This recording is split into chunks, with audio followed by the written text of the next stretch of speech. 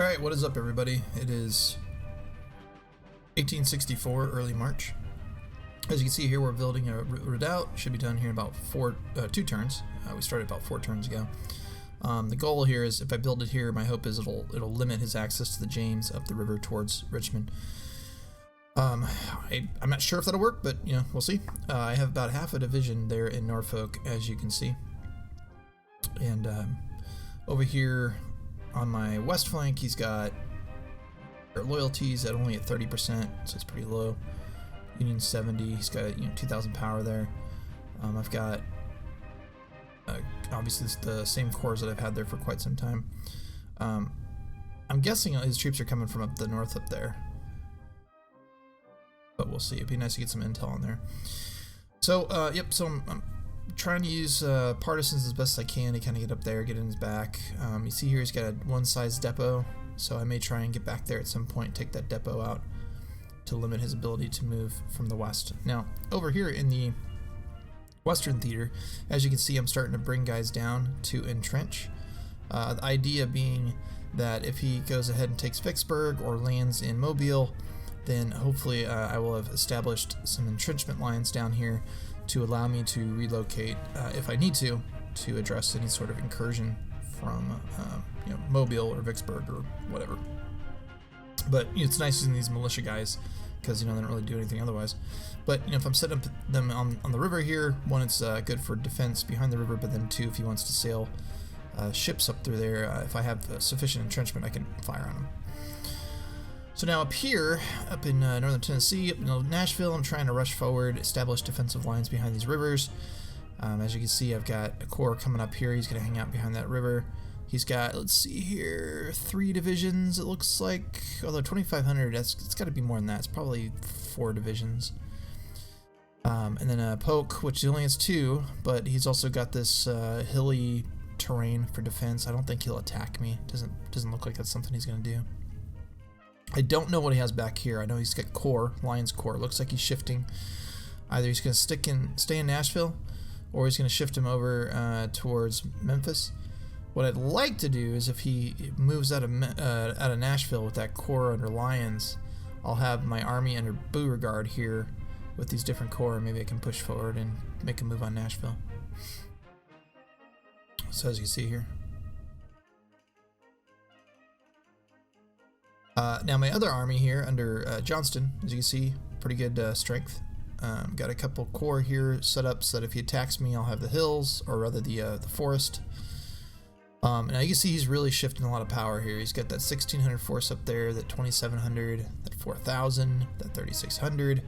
So what I did was I took Stuart, I made him a corps commander. He's now up here. He's got a 323 rating, as you can see. So not the greatest on the strategic, but definitely on the defense he's good. And kind of the goal is, just never have him independent, but he'll be up there. And then I've got Johnston, who's kind of in the middle here. And I'm going to bring Stuart up.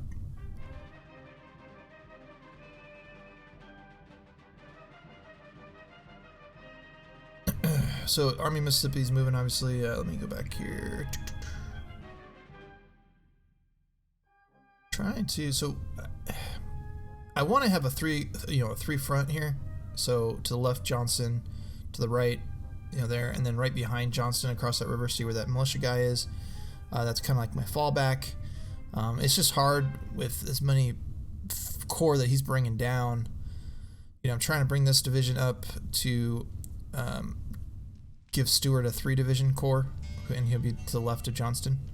And then I got Taylor down here. He's training up all these, volunteers and linemen and conscripts. And he's back here in Memphis, kind of holding down the rear in case he tries to rear assault me. And like I said, that division's going to go up there, and Stuart's going to combine with him, and then Stuart will be to the left of Johnston.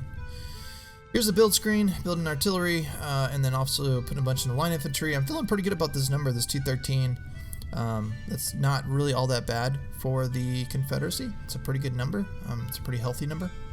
And then obviously the elites, I'm doing really well. Cavalry, kind of falling behind a little bit on that, so I'm trying to get that back up. And then I may increase the rail pool here in the next turn or two. As you can see in the top there, it's at 213.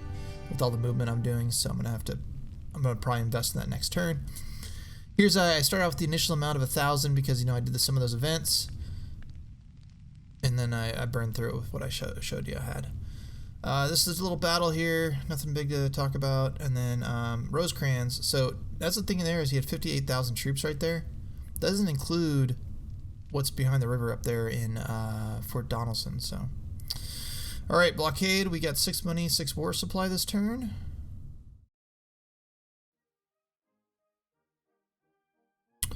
Failed to engage.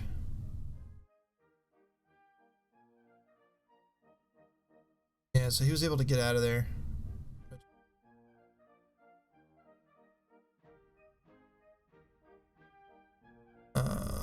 Yep, nothing big there. And that's the battle we're talking about, 58,000. But that doesn't include, I think, those corps that were a little bit further back. So I definitely didn't get the full vision on everything he was bringing in.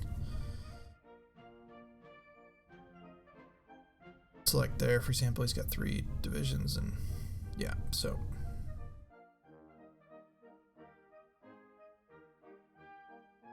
Okay, so we took that stockade out, which was nice. That's where Polk's at. So we're gonna hold there, push forward a little bit more, try and put some pressure on Nashville. Our national morale is doing really good, obviously. We did lose one, which is kind of silly, but we were still at 121, which is healthy. Okay, so that concludes this video. I'm going to run the turn, and or not this video, but this segment of the video, and I'm going to run the turn, and we'll be back. Not much going on this turn, so this will be relatively quick. It's late March 1864. As you can see, the overall disposition over here in Virginia, nothing much has changed. He did put a corps down here in Shenandoah on my left flank, but otherwise not too much going on. In Richmond, we have about a division, along with a supply train. Train up a little bit more troops with the goal of trying to get him up to a division as well. This fort should be done here in a turn, which will be good, because that'll make it so I believe he won't be able to just sail up the river. He'll have to besiege this place and take it before he can advance further. We did get another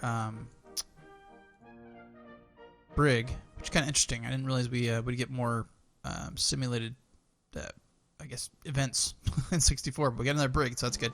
Add that to our fleet. Send these guys back out into the blockade to try and get some more money. Over here in the west, we did not attack him because he's connected to that guy, and I wasn't quite sure how much he was going to leave behind with Buell. And it's a good thing we didn't, because he left 2 corps so far. I'm going to keep pushing up here. I'm going to push up behind this river and then maybe jump across, possibly.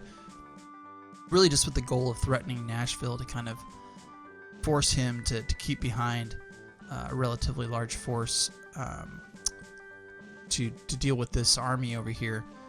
And that way he'll shift less troops over to the Memphis direction. I did throw out some partisans to try and take care of these supply depots. So I put one here to try and take care of this supply depot here in Smith, Tennessee. I put one here to try and take care of the Sumner, Tennessee one. And then I threw down some rebels to take this area, tear up this rail line, just kind of make it a little more difficult for him to move about. Now, as you can see over in the Memphis side of things, he's got 2 divisions kind of up here at Paducah area. He's probably going to put like a supply depot there or something. He's got his naval fleet of 1,100 power. I only have a 600 power naval fleet. Yeah, 559. He's got 2,300 power up here at Hickman, Kentucky. Looks like he's trying to get military control of the northern part of, was this Tennessee, I believe? The rest is basically Kentucky and then northern part of Tennessee up here. Then he's got 3,000 there. Who knows what he's got under Dix? Probably another 1,000, 3,000 under Rosecrans, and then 2,000 here under Howard. So he's got a lot of troops. So I think it's pretty clear what he's up to. Next turn, I'll have 4 corps over here. I'll have 3 along the front and then 1 in the back. I'm not sure if I'm going to keep Stuart forward like this. I might kind of pull him back a little bit, because this entire game, Josh hasn't really attacked me at an entrenched position. Instead, what he's done is just maneuvered around me. So I suspect what he'll do is he'll probably just land on Memphis and just go around me that way. So, with that being said, I may readjust my position here as I get more dug in over here, but we'll see. Other than that, not a whole lot else going on. I mean, over here in Texas, with Van Dorn, I resupplied there. I'm gonna go after this cavalry here. I'm just trying to get Van Dorn promoted, so I can promote some of my other folks. But otherwise, not a whole lot going on. He is in Dallas, kind of hanging out here.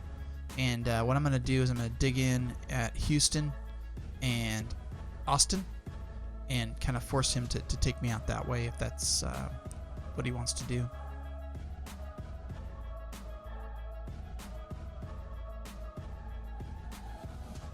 As far as builds are concerned, I'm just doing some artillery and then doing replacements. I'm pretty satisfied with the replacement numbers.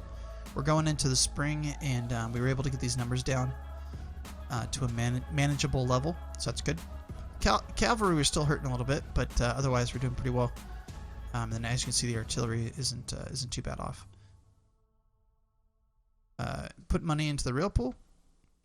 That's it that we're doing there. And with that, let's simulate the turn and see what happens next. Going on over in Virginia still. A fair amount going on in the west, which I'll highlight for you in a moment. I am moving my partisans and rangers kind of up in the western Virginia area in the hopes of maybe taking one or two of these towns. The reason is I want to be able to plunder them, so I'm going to send them up, try and use my plunder cards up there. As far as what I have in Richmond, got a full division, and then I'm slowly building him up too to give him a full division. The redoubt is now complete here, so I believe this zone of control prohibits him from sailing up the river now. I believe he would have to land here first and then take it. So also too, I believe it improves the bombardment that happens there. So as far as what I have in the shipping lanes, here we go. We did get hit, by the way, with the Currency Reform Act, which is just it's a terrible event for the Confederacy. So the Confederate Currency Reform Act reduces the money supply in the Eastern Confederacy. The Confederate government passed this Reform Act of 1864 in an effort to stem the rampant inflation ravaging the South, which is not true because we were doing quite well on our inflation, thank you very much. The act effectively removed 1/3 of all currency in the South from circulation by mandating that all large denomination bills be converted to 4% Treasury bonds before 1 April 1864, and by imposing a 3-to-1 redemption ratio for small bills after the deadline. As people tried to get rid of their large notes in the months prior to the deadline, inflation rose to 23% a month. In the summer of '64, however, price levels in the Confederacy finally stabilized. In the face of continuing pressure to meet war obligations, Congress eventually authorized the printing of an additional $275 million, mostly reversing the effects of the reform. So we went from I think 10% or 9% to 26%. We are now at 26% inflation after we spent the entire game meticulously and carefully trying to manage our inflation levels. We are now at 26%. So that is brutal. That's painful. Quite depressing. I didn't sleep very well last night because of that. Not really, but yeah, that hurts. Okay, so what's going on in the West? Sorry, I don't mean to bounce around here on the map for you. Buell suddenly has a 9,800 power force right here with, 4 corps? Yeah.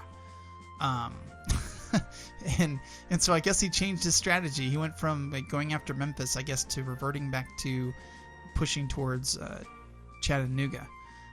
So I'm pulling back, and fortunately, because I have the rail lines here, it only takes me a day for Beauregard to get across this river.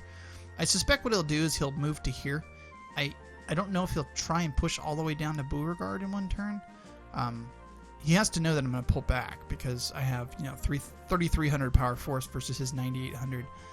So I would imagine he probably expects me to pull back to here. Now, whether he goes after me or not, that'll be interesting to see what happens with that. But then I'm pulling Polk back here behind the river. Both of these guys will be in these level 7 entrenchments, so that's good. I think it's 7. Yeah. And then I've got this kind of roving core right here under Forney.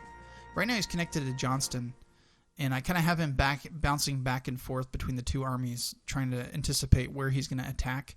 I don't think he knows I have this core back here. I think he can only see these front 3, which, by the way, I have Stuart, 3 divisions, Johnston with his 3 divisions, and then the far right, which is 3 divisions. I don't like the disposition like this because that means only 2 of my 3 corps will be able to engage at any given time. But strategically right now, the way I'm set up, it seems to make the most sense. Because even down here, it's a forest, so even if he were to bring to bear the bulk of his forces, he wouldn't be able to deploy all of them on the battlefield because of the forest modifiers that decrease the number of line elements you can bring to bear at any one given time. But so I'm going to move Forney back over here in anticipation of him actually attacking me, because although he won't be able to support Beauregard this turn, I can then attach him, and then I'll have three corps here. And then what I'm going to do is I'm going to build up Johnson and basically build up a division here and attach that division to Polk, so he'll have 3 divisions. So I'll have 9 over here as well.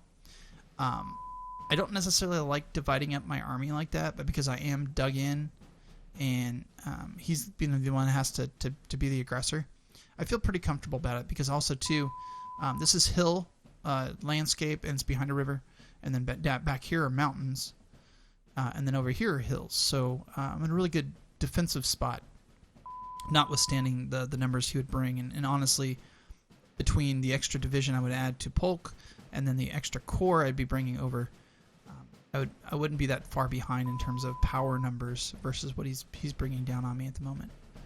So we'll see what happens over here. Otherwise, I'm starting to pull out of Memphis. I'm going to relocate most of my forces with the exception of Heath. He's going to stay here in Memphis. So a division holding down Memphis so he doesn't try and go down the river and hit me in the rear. But everybody else I'm going to relocate to Atlanta, and here's why, including Taylor. I'm going to start doing all my training in Atlanta. Atlanta is a good spot for reinforcing the Western Front, so I can send troops up the rail line to Chattanooga and then to the front. But also, if you scroll out, I can see him landing in Charleston to try and create an additional front on me, especially if his western advances start to stagger. So my goal is to actually build up a 2-division stack here in Atlanta that would be kind of a rapid response force to anything that he puts in Charleston. Obviously, the 2 divisions won't, compare to probably 2 corps that he'll have, but it should be enough to dig in behind like the river line here, or reinforce another corps that I might bring down from the Western Front, or perhaps even Virginia. But then also it's still not far enough away to where I wouldn't be able to reinforce Virginia if things started getting a little hairy. So that's why I'm going to put everything just kind of in Atlanta, and that's going to be my new training location for the rest of the game. Van Dorn got schwacked pretty bad. This guy he just sucks. He's terrible. The experiment of Van Dorn to get him promoted so I could open up my bottleneck. It's glowing here, right? He should be promotable, but he's not. I'm tired of trying to get this guy promoted, so screw it. But let me show you the battle really quick. I had it pulled up there, but that's not the one I'm looking for. It's Lake Tennessee. Here we go. Cook. Okay, so we he had line infantry too, which also didn't help situation because I just have cavalry. We lost 1,000 men, and he only has 233. So what's really annoying is 2 things. One, we were on green, so yeah, we would take more casualties because we're green, but we're cavalry. Why couldn't we run away? And I get that he was red, but come on, we should have been able to get away from that quicker than we did. We suffered 1,000 casualties in one round of battle, which is ridiculous. But anyways, so I'm tired of him. I'm gonna go reattach him to the rest of the my cavalry force and go from there. I am going to dig in here at Houston and Austin and then just go from there. So now, I looked at the numbers, and actually, surprisingly, Houston isn't worth anything. besides strategic points. Now, it's worth strategic points, but as far as like conscripts and money, it doesn't produce either one. Austin produces one of each, so obviously Austin is more valuable than Houston. The only other advantage to holding Houston, honestly, is, okay, it's the tail end of my rail line, so it's, the last point in basically my western part of my country that is relatively easily accessible. But then two, Galveston's obviously important, because if you lose Galveston, then you lose that random $50 firing event for exporting or smuggling out cotton. Every once in a while, we'll get that event that says, hey, you were able to get $50 for cotton this turn. That's because we have Galveston. So if we lose Galveston, then we lose that event.